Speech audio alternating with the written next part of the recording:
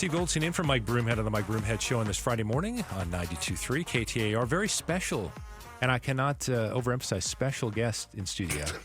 Secretary of State of Arizona, Adrian. Good to see you, sir. How are you, Steve? Good. I'm getting goosebumps because, whenever I'm in close proximity to you, I'm just like, this guy is charisma personified. Give me more. That's not enough. Happy New Year, by the way. Happy New Year to you as well. Yeah. Thank you. You're looking good. You working Thanks. out? A little bit. I'm trying. Good. Now you need to work out. I know that motivates you. I got to do more stretching. I'm getting to that age where the stretch is more important than the lift. I agree with that, but I'm not. I don't do a good job stretching. Let's stretch a little bit. Okay. Let's talk about 2025 legislature to start with. Yeah. What are your priorities? What do you want from those folks? You want some money at all? Yeah. As a matter of fact, we have to have some money. We're in desperate need of updating some systems. I think the whole documented proof of citizenship thing and the voter registration thing has really brought to light some of the significant infrastructure weaknesses that we have in our technology systems. Number one, the AVID system, which is the statewide voter registration system, that needs an overhaul. And number two, the one system that I'm much more concerned about is our election night reporting and election management system. Those two systems are very separate, but the ENS-ENR system that I just mentioned is essentially an in-house written system. The code is written in-house, and there's one 70-year-old guy who's the only programmer who understands how this works. And our IT infrastructure was so undependable at the elections at the executive tower that we actually had to move to a separate facility where we had much more dependable systems to stand up for election night. Now, everything went well. Yeah. We managed around these complications, but, he's a sweet guy. He's been around the state for a very long time, has served very, very well, but this system has to be updated. It's only $4 million. We've been penny wise and a pound foolish when it comes to some of the most critical systems. We've been asking for a lot of these kinds of fundings in the last couple cycles, have not received what we need. And so I'm really, really hoping that these folks who are so interested in election integrity and so interested in election systems that work well, that we can just get the technical underpinnings solid before we get to the 2026 cycle. And we can do that. Yeah. So the ENS-ENR system's only $4 million. Given the state's budget is, in the 15 billion range, that's not a lot. The AVID system is several million more, or a few million more, not huge. But we've also got two other smaller priorities that I'm hoping for. The Address Confidentiality Program lost federal funding. That's a system where victims of violence or who have stalkers, active stalkers, can basically have their addresses hidden in a confidential program. Since the federal funding's been killed, we've had to scramble around with a lot of help from other folks to find the funding to keep it up to date. And then our business services, we really want to have our business services operate at the speed of business, not at the speed of government. That's good for Arizona. It's good for opportunity. It's good for development. So, there's a couple of small things that we need in the Department of State, and I'm hoping that the legislature will understand the critical nature of these few needs. Nothing you said sounds controversial. It just sounds pragmatic. It sounds like a way to make the system continue to go forward, even if there's not a Democrat in the office at some future point in time. Yeah. So, but be honest with us. I mean, this is Republicans added bodies in the legislature. Yeah. The person on the ninth floor gets criticized for not necessarily being a great leader. So how do you convince folks that, okay, don't look at the D after my name, look at how it helps Arizonans? Well, we just show them the history of the work that we've done in the last couple of years. I mean, everything that my Department of State has done, as long as I've been the Secretary of State, has been just getting the job done, right? Just crossing the T's, dotting the I's, improving services.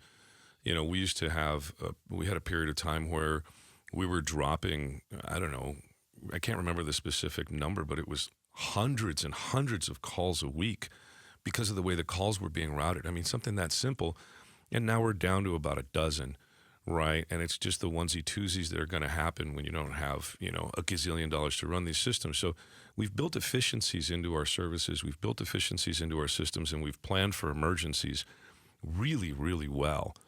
I mean, all you got to do is look at Election Day.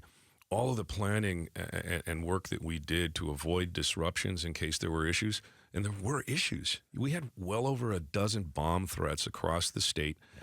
At election offices, at voting centers, at polling places, and yet we had very minimal disruption, and that's because we planned ahead, We trained our election officials, our law enforcement officials and stuff. So I've been getting the job done, and I think the proof is in the pudding. So hopefully, regardless of leadership anywhere else, the legislature and the folks in all the budgeting offices will be able to see we're just doing the work, and we just need the funding to make it happen for Arizonans. Do you think enough attention's been paid to how well Election Day went?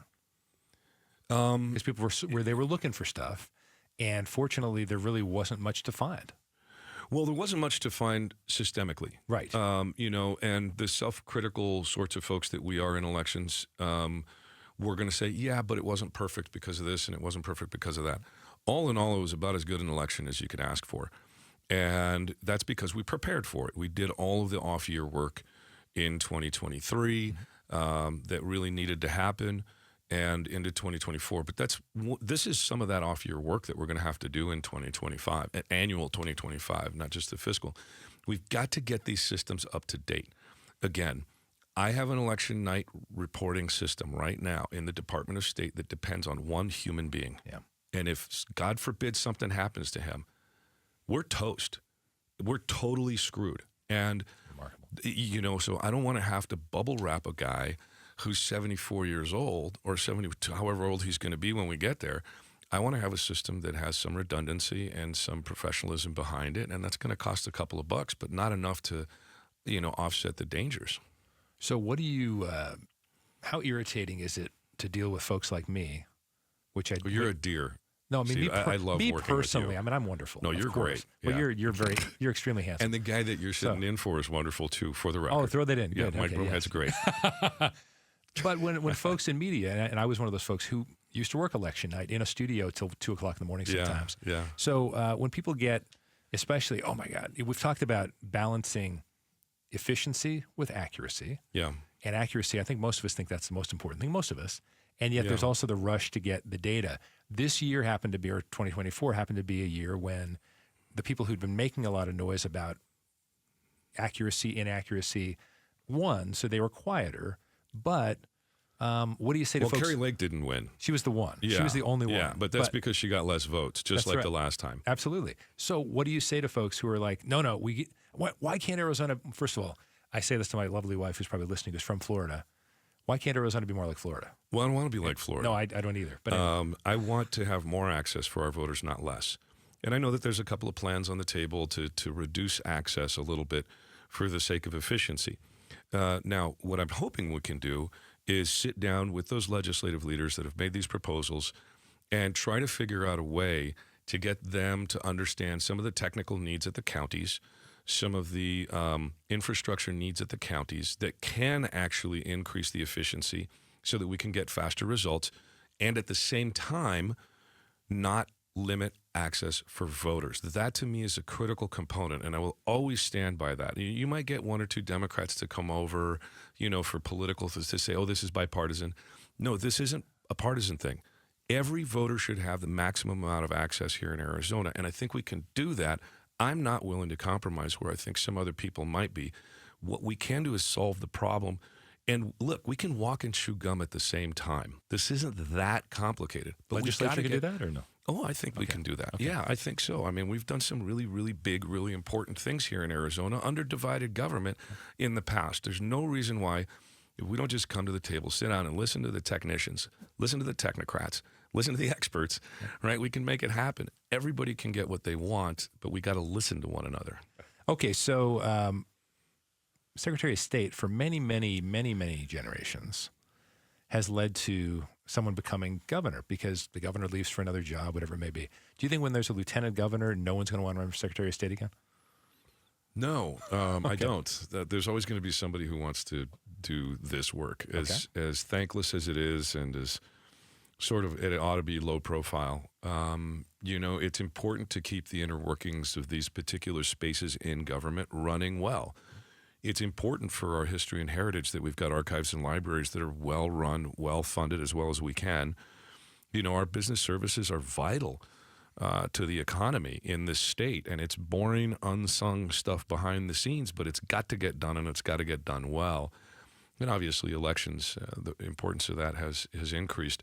The good thing is the next term for the next Secretary of State, who I hope will be me, is going to be far less political, and that's because it will not be the heir apparent to the governorship. We will have a lieutenant governor after the 2026 election. So I think the depoliticization, did I get that right? Well, whatever. Politicization, huh? Like reduction in the political impact of this office is actually very good. So, for example, the state treasurer's office has been relatively apolitical for a long time. I think the secretary's office will move into that space as well, and I think that's a very, very good thing for politics in Arizona, frankly. What's funny is I know that you downplay sometimes because you're very charismatic, you're very good at all of this, but you're very good at politics, and yet you, I think, like to downplay the politics that are directly involved in your office because it is a very serious job and they're very serious responsibilities. But you're really good at politics. Well, I can walk and chew gum at the same time. I think I used that a little bit earlier. Then, no? Well, no. I mean, look, there's work and then there's not work. Mm-hmm. Okay. The other day, not too long ago, I was absolutely out of my mind livid. I was hopping up and down and I was screaming and yelling and I was about as mad as I could possibly be, along with probably 24 other people in my living room screaming at the television set because it was targeting. Have you ever taken a helmet-to-helmet? And the official, no, I've never taken a helmet-to-helmet, like you thank have. God. But look, the Sun Devils got ripped off, and I had a visceral emotional reaction to that. Yeah. And then I turned around and, helped clean up a table that had some stuff on it. You can have your moments, right? It's the same thing with politics and work. There's a lot of people out there who are very passionate about some stuff, but when they've got to get other work done, they can put that out of their minds and get the work done. It's the same thing here. The problem we have is that too many people are making policy based on emotions because they hate this or they dislike that. They're not looking at the data. They're not looking at the information in front of them and saying, oh, we can benefit almost everybody if we do this. So why don't we just do that? Well, because my ideology says something different. Well, okay, that's a little stupid. And I'm not going to call it silly. It's stupid, right? When you have these folks, for example, that worship at the altar of Grover Norquist, right? That all government is bad and all taxation is bad. Well, that's a stupid, stupid thing to say because guess what? Our military is part of our government. Law enforcement and fire are part of our government. And you're telling me they're bad by their very nature? No. So these ideological purists need to come off of their soapboxes and they need to govern. They need to figure out that you can have your political sportsmanship during campaign season, but when you're in office, you need to govern for the people, for everybody out there, not just for the folks who voted for you, which were obviously in the majority. Well, not just for the TV networks either, right? Yeah, I mean, look, the sound bites and stuff, that's all fun. That's all fun. But when it gets down to it, like, I'll tell you what, ask me what the highlight of my time as Secretary of State has been so far. Adrian, what's the highlight of your Secretary of State stint so far? Administering the Electoral College. Just a few days ago, I was in a room with 11 people who had been elected by the state of Arizona to vote for Donald Trump in the Electoral College. And that was one of the coolest things I've ever done. And none of these people probably voted for me, and none of them probably ever will. Yeah. And they were all voting for a guy who, frankly, I'll say now because the election's over, I didn't support him. Yeah. But you know what? I made sure that they felt comfortable, that they felt honored. I congratulated every single one of them in person, shook their hands. Were they nice to you? They respectful? were very nice to me. They were very nice. It was a very cordial, very respectful, and it was a ceremonial moment worthy of the office that they were executing. They were casting votes for president in the Electoral College, and it was an awesome honor for me. Now, could I have been a political brat and made some statements about this and about that and just been snarky and not? Yeah, of course I could have, but that wouldn't have been right, and that's not how we're supposed to govern. No, but that's why I say that you're very good at being able to toe the line of being, again, you've got so much charisma on your own, but you also realize the weight of the job, and I don't think a lot of people have that. I think a lot of people realize one or the other, and it's almost like you've somehow been able to be yourself, be this interesting person, and at the same time carry out the duties of the job. Because there are some folks, I'm not gonna lie to you, who said, boy, his charisma, his ego, it's going to get in the way in some ways, and it doesn't seem like it has. Well, I mean, there's plenty of people that would disagree with you on that one. Yeah, but no, I mean, it's like today. Okay, you got to balance things out, right? I have a pair of Kirkland jeans from Costco. that I love. I love my Kirkland jeans. My fiance hates them. She thinks they're the most horrible, awful-looking things in the world. Okay. Right? Yeah.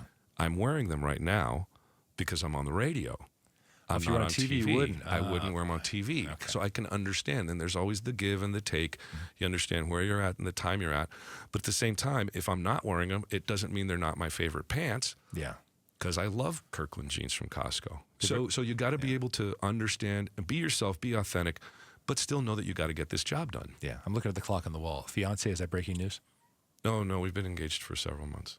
That's breaking news to me. Well, is it breaking news to the Mike Broomhead Show? Congratulations on both of our behalf. Okay, you can break it on Broomhead. Yes, the secretary is engaged. Okay, the other thing is, I'm not going to ask you the silly question everyone asks, what are you going to run for in 2026? Because I believe you're running for Secretary of State, I think. I am. So, but will you run for higher office in the future? I don't know.